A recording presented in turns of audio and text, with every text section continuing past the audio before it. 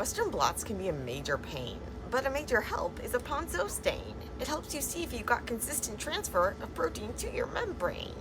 So the Ponceau stain is a quick and reversible stain that you can use to kind of look at how the transfer went from proteins out of your gel, like out of your SDS-PAGE gel, and onto your membrane that you can now blot with probe with antibodies. And this is the basis of the Western blot. Is you take this protein, separate them by size, transfer them to that membrane, and now look to see if a certain protein is present.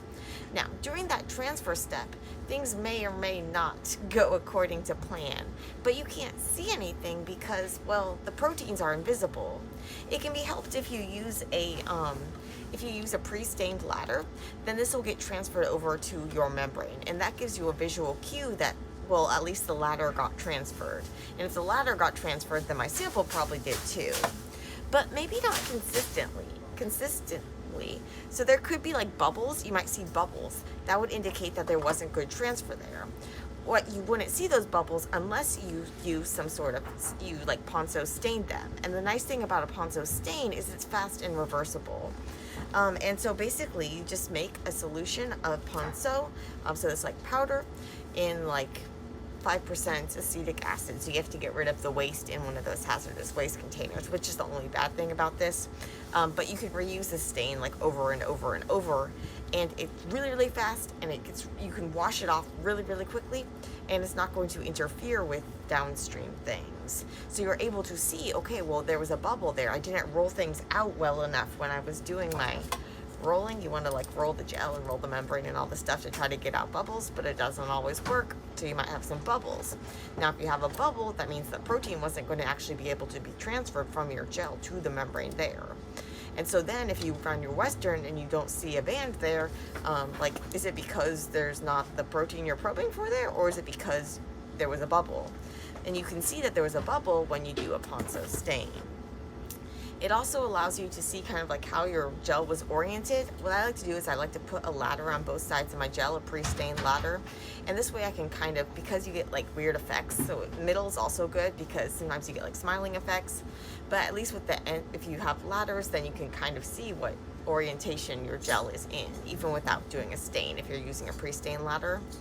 But if you have one of those issues where the ladders were fine, but then you have some sort of smiling or something, you wouldn't be able to see that unless you do some sort of all-protein stain. And so the Ponceau stain is going to allow you to see that things were kind of wonky in the middle.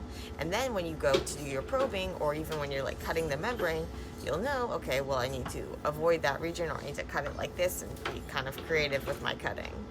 And so the Ponceau stain is going to help you kind of see the outlines of your gel, see where proteins are. It's binding to all proteins. Basically, it's this negatively charged stain, so it's going to bind to positively charged regions of proteins and things like this, as well as some not just in the super positive regions. But it's going to bind so really, really gently so that we can wash it off, and it's not going to interfere with our Western blotting, and it's not going to interfere if we want to like do other sorts of things with the membrane. So super duper helpful.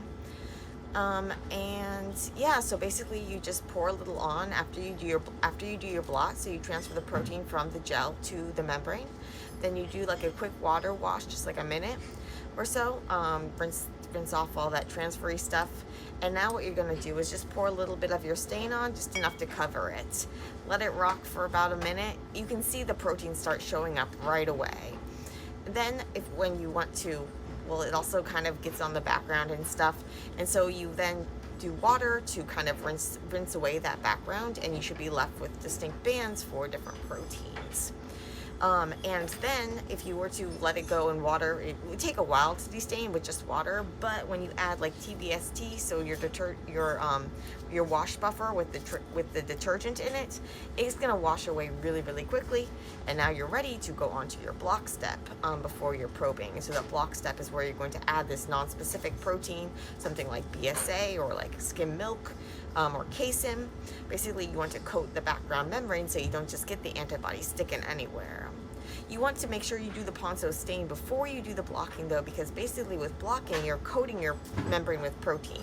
And the Ponceau, well, it's binding to protein. And so you don't want to just see a big red blob because you coated your membrane with protein. You only want to be there to be before the block step, when the only places on the membrane where there are protein is because they came out of your gel and onto the membrane.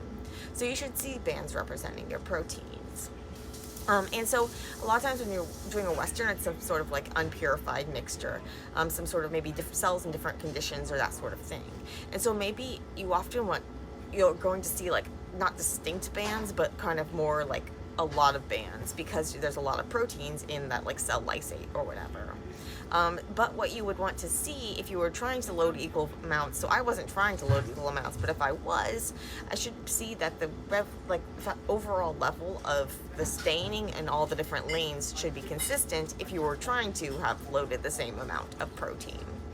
And so that's one of the things that you could tell from a Ponceau, is basically the relative amounts of the total protein. Did you load things like evenly? What angle was the gel at when you were running this, so that if you wanted to cut strips of your membrane, say, you're not going to cut the strip like this when it was actually like this. It also, you can see if there were bubbles, so you know that if you don't see a band in that area, it could just be because there wasn't good transfer in that area. And try to avoid that by like rolling things out really well. But sometimes those bubbles persist. And you can also see if you like ripped your gel or something like that. So there are various very helpful things that you can see from the Ponceau stain. Even if you don't do a Ponceau stain, the pre-stain ladders are really helpful. Those are going to get transferred over. So it's a good idea of whether or not the proteins got transferred. So the bigger proteins are going to have to like have a harder time getting transferred than the smaller ones. So sometimes what you might see is that there's some of the bigger protein still, like some of that pre-stained stuff still left in your gel. You might need to extend the transfer times if you were trying to look for a protein that was about that size. But yeah, pre-stain ladders also help you know when to stop the gel. And yeah, so pre-stain ladders are really cool, and Ponceau, and yeah, so off you go. Also, when the protein transfers, it's going to transfer like to the front of the membrane and stick on there, and so you will be able to see like the ladder through the back still, but it'll be a lot fainter. And your protein's going to be on the front, just like the protein in the ladder is going to be on the front.